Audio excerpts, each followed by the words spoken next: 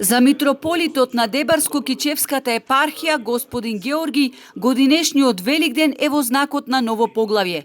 Не само како духовен пастир на една од најзначајните епархии, туку воопшто првпат во својот живот Христовото воскресение го дочекува во Охрид. Чувството е вели посебно, бидејќи низ животот великденски сум минувал низ разни земји, градови и цркви, но за првпат сум во градот символ на верата и заедништвото. Сега празничните денови ги исполнува служејќи утрински и вечерни литургии. Забележува дека се повеќе верници ја препознаваат вистинската смисла на празникот. Оти Великден не е само традиција. Црквата не треба да ја гледаме како никоја институција од каде што никој испраќа пораки, бидејќи црквата сме сите ние, и јас и вие подеднакво. Значи, подеднакво сите треба да се грижиме традиционалните вредности да им ги пренесеме на помладите генерации, но како што реков најнапред, тако самите ние ги живееме и бидеме достоен пример за нив.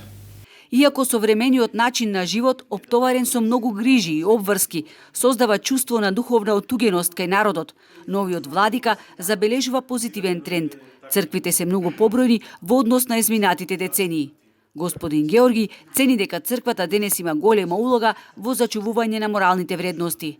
Митрополитот, кој речиси една година раководи со епархијата, го прашавме за неговите црковни приоритети. Првиот дека е многу важно градењето на црквата како заедница. Најважни ни се луѓето, најважни ни се верниците. Ако успееме да живееме како црква правилно, тогаш мислам дека, иако го ставиме Христос на прво место, се ќе си дојде на свое место. Втора работа, можеби што би сакал да ја издвојаме Плаушник, местото каде што Свети Климент на времето поучувал, се молел, бдел, го изградил универзитетот. Сега е едно прекрасно светилиште, но јас би сакал тој простор да го видам заживеан. Затоа што Охрид ни е ликот пред светот, ама тој лик прво ние самите себе си ќе мораме достојно да си го украсиме. Нити едно наше прашање не остана неодговорено, па така и она за Катедралната црква Света Софија, која помина во надлежност на поглаварот, архиепископот Охридски и Македонски, господин Стефан. Во медиумите се шпекулираше дека со овој чин практично седиштето на Македонската православна црква се сели во Охрид.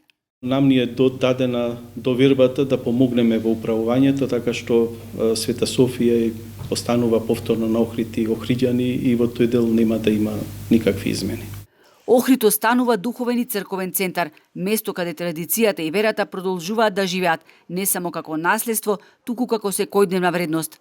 Во периодот кој предстои, ќе се работи на реставрација на многу икони и фрески, а ќе се санира оштетувањето на црквата Свети Георгија во Охрид.